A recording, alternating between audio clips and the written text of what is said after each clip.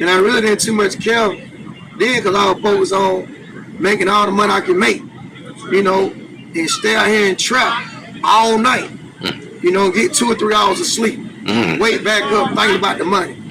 So, you know, it's like the devil, Shaitan, you know, it's like your mind playing tricks on, but you like, man, I got to get to this money. I ain't been letting that.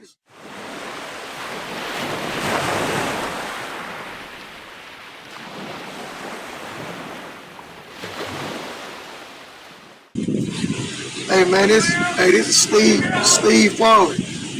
You know, I'm up out of character, but I just want to give y'all a little tour through Atlanta. You know how it was back during the 80s and the 90s. You know, tell you how rough the streets was back then during that time. As a young kid, 15 and 16 years old, trying to make it. You know what I'm saying? Trying to make it out here. But these streets out here, man, during that time, you had to know somebody coming to Atlanta. Especially you being from where I was from, Carrollton, or Noonan, or anywhere. You just couldn't come to the city and think you're going to go in somebody's territory and get no work or whatever you're trying to get. Let me ask you a question real quick. What's the question? You know, back then they said a lot that it was some guys coming from Miami that were coming here, like taking over. Like, oh, yeah. Were you familiar with that? Of course. You had the Miami boy. They came during the area there, man. That's like, I think that was like the worstest time for the peoples in Atlanta. Yeah. How so?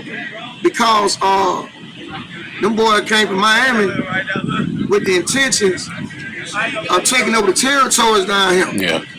The traps. So they can call Atlanta they traps. Right. You see what I'm saying? Right. But you know, these boys in Atlanta, they wasn't going for it. You know, coming from. So the Miami boy, they wouldn't have died by it. Yeah. They wouldn't have died by it. Yeah. So the boatmen, the same thing in Atlanta. That was the guys I had that was trapping. They wouldn't have died for it too. So you know, they were going. The Miami boy was just going around. They didn't pick and choose nobody. They were going around killing folks. But just wearing green jerseys and Miami jerseys, anything that was green, they was knocking them out. Damn, you know what I'm talking about? Oh yeah, I heard. They was knocking them out. Yeah. And so, you know, I was hearing this way when I was in Carrollton. I'm like, no. When that was going on, I kind of fell back for a little bit. So, you know what I'm saying? When this was going on, like let's say all the homegrown Atlanta people, no matter what projects or where they lived at, did the people come together more to go against this foreign Miami presence invading the city? Like, did the people in the city come together? Like, what was the response really? Let's say in the streets of Atlanta, like the people that was coming. Oh yeah, they bought it. They definitely bought the city together. You know what I'm talking about? You know.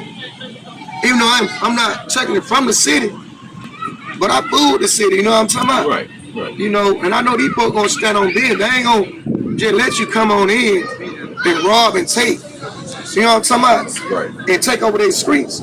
So, you know, but like I said, you know, they brought the streets of Atlanta together to make them rise up against them so they can bring an end to it. And eventually, it's sad to say this here, but it took a lot of lives. Yeah, I can imagine. A lot of young lives at that.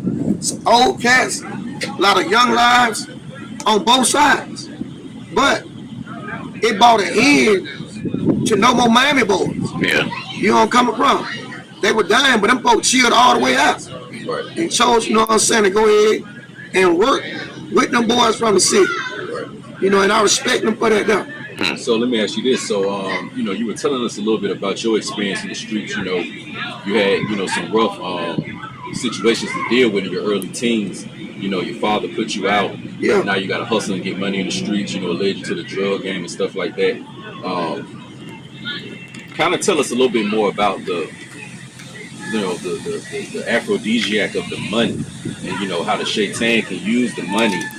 And it feels good, you know, it can take care of your problems and stuff like that. Take us through, you know, when you just started getting deeper into the streets with the money and it started increasing, like when you're making a lot of money, what was your experience with that? Well, my experience with that was that I made lots of money, you know, I made other folks lots of money. You know, it was a great feeling. You know, I was able to buy me whatever I wanted. You know, I wasn't able to get no car because I was too young. You know, to get some driver license during that time. You know, and I really didn't too much care then because I was focused on making all the money I could make. You know, and stay out here and trap all night. You know, get 2 or 3 hours of sleep. Wake back up thinking about the money. So, you know, it's like the devil, Shaitan, you know, it's like your mind playing tricks on, but you like, man, I gotta get to this money. I ain't been letting nothing stop me. I gotta stay on my grind. So I was in grind mode. Every day I get up, listen to that Young Jesus. You know what I'm talking about? That trap music. That what motivated me. You know, and that's what made me to be more hungry to go after to achieve whatever I want, to get clothes, females, jewelry, all that stuff. So, you know, that's how it came to me. You know, and how it came down to it. You know, and whatever it took for me to get that money, I got that money. I didn't do it through robbing nobody, taking nobody's stuff. You know, I got it through selling that work. You know, and I became successful with it.